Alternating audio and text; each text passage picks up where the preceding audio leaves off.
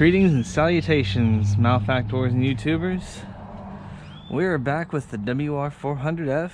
Apparently I just can't stop fiddling with this bike.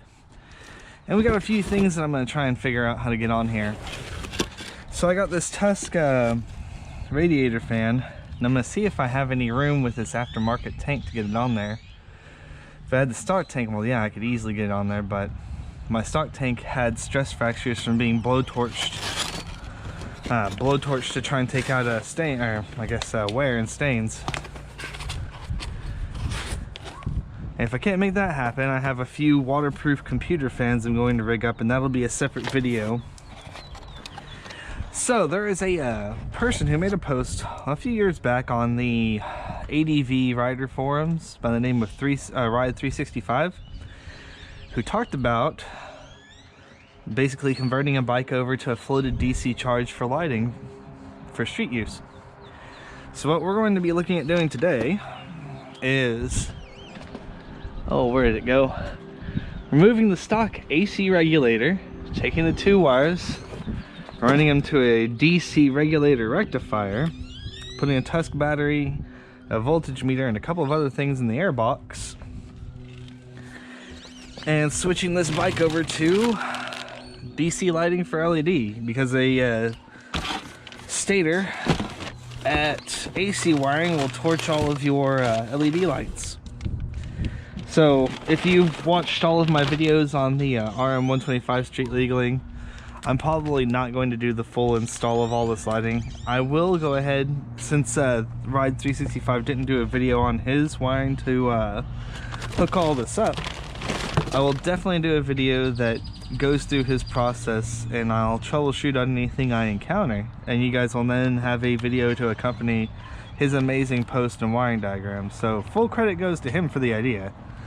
I'm just going to guinea pig myself and see if I can make it happen. And a couple of items in here I'm going to review a bit later too.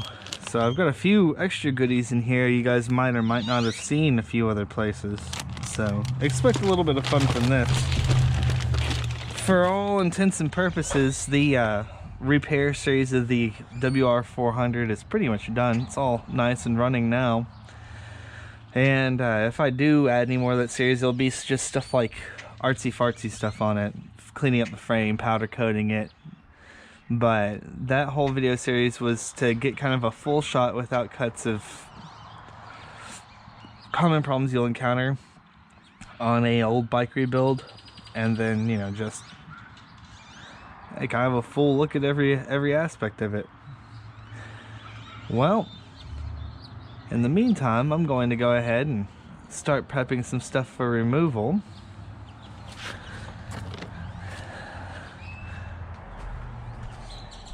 And yes, thanks to the comment on my second to last actual repair video, I need to get a handle on this garage. So once I'm done with this bike and I get to at least enjoy one ride, I'm gonna come back here before it gets hot out here in Texas, and I'm gonna get this garage resituated.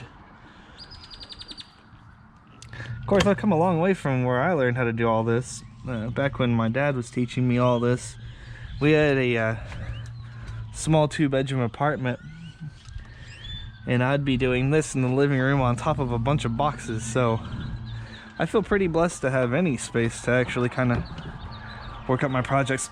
Oh goodness, it's heavy.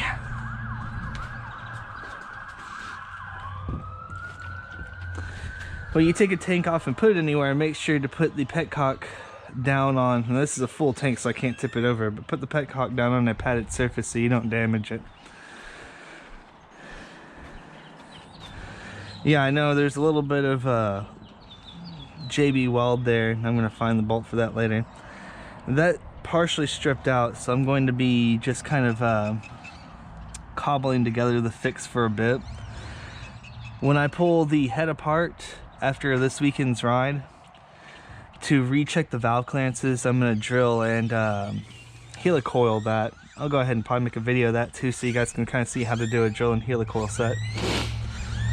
Much past that, I'm pretty happy with how this has turned out. Auto decompression, kicking around the first kick. I mean, this thing's This thing's quite a bit of fun, and I did get to tear around the backyard a bit, so I mean, and quite honestly, I don't know, I have a feeling this is a very enjoyable ride process. But yeah, I'm gonna make sure that I have all my connections here put together.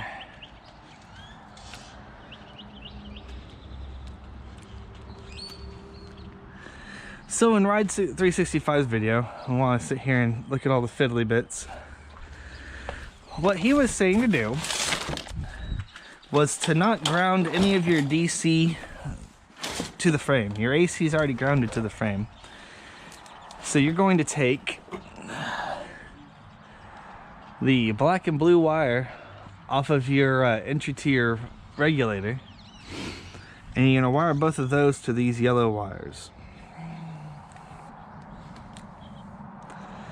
And then you'll take the actual red and black wires and then splice those into the line from, basically a line from your battery to your wiring harness in the Tusk harness. And I'm going to put a voltage meter in line between, I'm trying to decide if it's between this, yeah, between this and the battery, because this is the Trailtech regulator rectifier actually has a voltage regulator on it that you can slightly adjust by taking this tamper seal off. And whenever you do adjust your voltage, you're going to want to adjust it out to 12.6 volts DC, so you'll still get a bit of charge from it at idle. Now as you rev the bike, the stator's going to kick the voltage up a good bit, usually to almost as much as like 15 volts, sometimes all the way up to 17. And you want to have it regulated low at idle so you don't damage the battery. But anyhow, I'm gonna go ahead and grab some wire dikes and some strippers and my usual tools. We'll get underway. Also, there's a bit of extra impetus behind me doing this because while my light wiring was correct and I had continuity, my regulator, my AC regulator on there has actually died, and I get inconsistent voltage. Oh, what's a minute?